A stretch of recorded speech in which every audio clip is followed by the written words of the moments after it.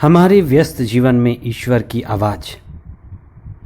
ईश्वर ने हर मनुष्य को विशिष्ट बनाया है। ईश्वर हर एक को वरदान देता है, विशेष वरदान, जिसके द्वारा वह अपने कार्य को इस धरती पर पूरा करता है। वह हर व्यक्ति को अपने वरदान के साथ जिम्मेदारी सौंपता है। इसका अर्थ यह हुआ कि हर मनुष्य को अपनी बुलाहट को खोजना है, बुलाहट को पाना है। बुलाहट में जो वरदान और गुण मिले हैं उसको निखारना है और ईश्वर की महत्तर महिमा के लिए उसे पूरा करना है। जिस कार्य के लिए ईश्वर ने हमें बुलाया है, हमें संवारा है, सजाया है, विशेष वरदान दिए हैं और उस वरदान को पूरा करने के लिए वह हमें बुद्धि, प्रज्ञा, साहस, धैर्य और अवसर भी देता है। आज संत मत्थियस प्रेरित का पर्व है। यूदस इस्कारियोती के आत्महत्या के बाद सिर्फ 11 प्रेरित रह गए थे। आज हम उनको विशेष रूप से याद करते हैं कि किस तरह से संत मत्थियस विशेष प्रावधान के साथ चुने गए थे। वे यूदस इस्कारियोती के स्थान पर चुने गए। आइए हम उनके चुनाव की प्रक्रिया और उनके जीवन में किस तरह से नगण्य होते हुए भी ईश्वर ने उन्हें चुना और अपने महान कार्य को पूरा करने के लिए उन्हें अवसर दिया। 11वां सामान्य सप्ताह 14 जून 2022 मंगलवार, संत मत्थियस प्रेरित का पर्व। पहला पाठ राजाओं का पहला ग्रंथ अध्याय 21 पद संख्याएं 17 से 29 तक। संत मत्ती का सुसमाचार अध्याय 5 पद संख्याएं 43 से 48 तक। मत्थियस का चुनाव बड़े ही धार्मिक तथा लोकतांत्रिक ढंग से हुआ और यह मसीही कलीसिया का पहला चुनाव था जो अपने आप में अति अद्भुत, विशिष्ट और धार्मिक था। एक तो यह बात ख्याल करने की है कि जो व्यक्ति ईसा के बपतिस्मा से ईसा के पुनरुत्थान तक ईसा के साथ रहा था, जिसने प्रत्यक्ष दर्शन किया था, जिसकी आँखों ने देखी थी, पहला दृश्य वाला व्यक्ति जो ईसा को अनुभव किया था, वही प्रेरित चुना जा सकता था। इस प्रक्रिया के बाद भी 2 नाम आए। पहले व्यक्ति का नाम और उपनाम भी दिया गया है। वह व्यक्ति नामी ग्रामी व्यक्ति रहा होगा, क्योंकि जिसके नाम हो, उपनाम हो, वह उसके प्रसिद्धि और ख्याति को प्रकट करता है। पहले व्यक्ति की तुलना में दूसरा मत्थियस अनजान व्यक्ति था, गुमनाम था, वो प्रसिद्ध नहीं था। वह ईश्वर द्वारा बुलाए जाने के लिए नगण्य था, छोटा, कमजोर।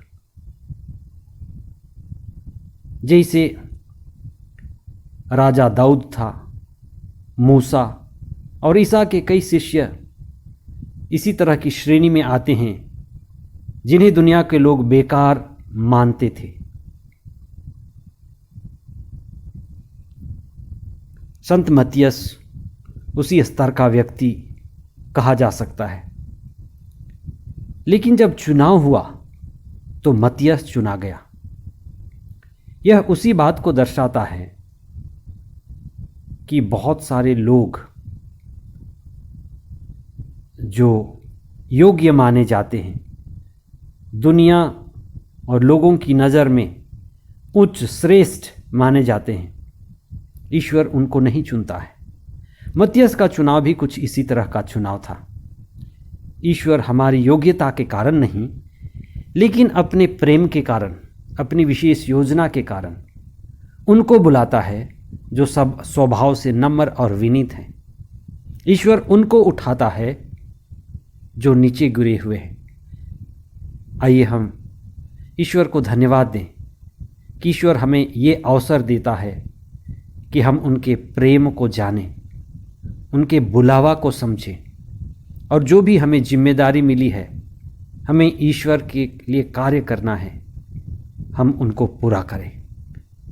आज के सुसमाचार में ईसा ने कहा है कि तुम स्वर्गीय पिताजी से पूर्ण बनो। ईसा ने जिस संदर्भ में ये बात कही वह यह है कि दुनिया में कितनी दुश्मनी है, लड़ाई झगड़ा है, टकराव है, बिखराव है। ईसा ने कहा, तुमने सुना है कि कहा गया है, पड़ोसी से प्रेम करो और बैरी से बैर। यहाँ संत मत्ती जो स्वयं यहूदी थे, पड़ोसी से प्रेम करने का संत मत्ती के अनुसार दूसरा पड़ोसी कोई दूसरा नहीं, यहूदी भाई, यहूदी बहन या यहूदी पड़ोसी ही है। यहूदियों के लिए केवल यहूदी ही पड़ोसी माने जाते थे। यहूदी को छोड़कर दूसरे फरीसी और जितने भी हित्ती, समारी, परिजी, ये सभी यहूदियों के शत्रु माने जाते थे। ईसा ने शिक्षा दिया, प्रेम की शिक्षा दी और कहा कि पड़ोसी सिर्फ यहूदी भाई या बहन या पड़ोसी नहीं, लेकिन सारी मानव जाति है। दूसरे जाति, धर्म, भाषा के लोग भी पड़ोसी हैं। सभी प्राणी मात्र ईश्वर के हैं और हमें गहराई से इस पर चिंतन करने की ज़रूरत है। इसलिए प्रभु ने हमें जो बात बताई, पवित्र बनो, जिसका अर्थ है दूसरों को स्वीकार करो, दूसरों का ख्याल करो। अगर दूसरे दोष भी लगाते हैं, दुश्मन भी हैं, उनको भी क्षमा करो।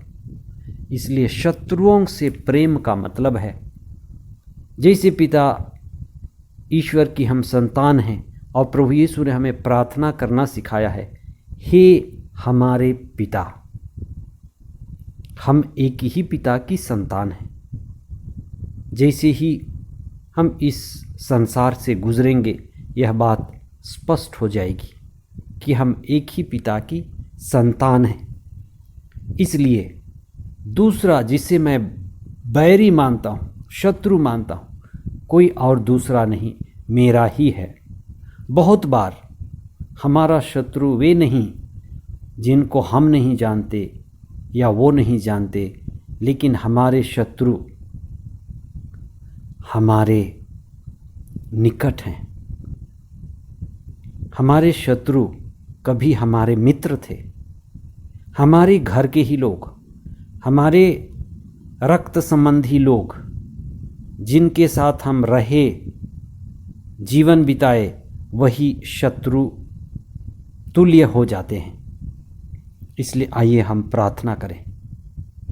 हे सर्वशक्तिमान ईश्वर, हम धन्यवाद देते हैं प्रेरित संत मत्तियास के लिए, जिनको तूने अद्भुत ढंग से अपनी महत्तर महिमा के लिए चुना और उनको शक्ति, सामर्थ्य और अपने राज की, स्वर्ग राज की महिमा के लिए उपयोग किया।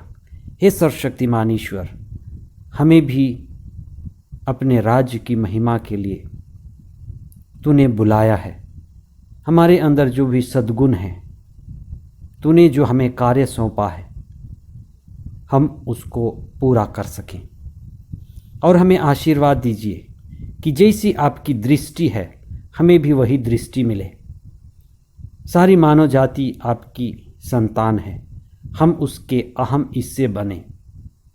और जितना भी जीव जगत है, मनुष्य मात्र है, सबके साथ अच्छे रिश्ते बनाएं, प्रेम के रिश्ते बनाएं, मधुर रिश्ते बनाएं, सबसे प्रेम करना सीखें। जितनी भी दीवार है दुश्मनी की, ऊंच नीच, जाति पाति की, हम उसको मिटा सकें। उसके प्रति काम करने के लिए हमें कृपा प्रदान कीजिए। और जितने भी विभाजन हैं वो प्रभु के नाम से, प्रभु यीशु मसीह के नाम से दूर हो जाएं। ये प्रार्थना हम करते हैं हमारे प्रभु ख्रिस्त के द्वारा। आमीन।